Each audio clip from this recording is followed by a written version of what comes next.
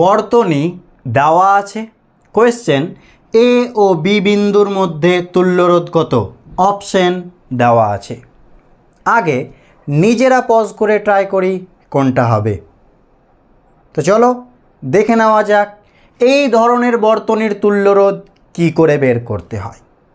চেয়েছে এ আর বি এর মধ্যে তুল্যরোধ, তাহলে এবার নিয়মটা মনে রাখবো। সেটা কি, এ বি এই যে লাইনটা আছে, এই লাইনের পারপেন্ডিকুলার যদি কোনো এমন একটা লাইন পাওয়া যায় যে সেই লাইনের সাপেক্ষে পুরো বর্তনীটা কেমন থাকে, সিমেট্রি, প্রতিসম, মানে কি একই রকম দেখতে।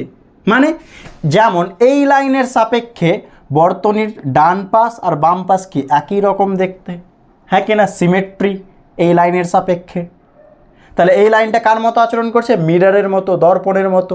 তাহলে মনে রাখবো এই লাইনের প্রতিটা বিন্দু একই বিভবে থাকবে, এদের পোটেনশিয়াল সেম হবে। সেম পোটেনশিয়াল হওয়ার মানে কি, এদের মধ্যে কোনো প্রবাহ হবে না। তাহলে এই লাইনটা বাদ অ্যাকচুয়ালি।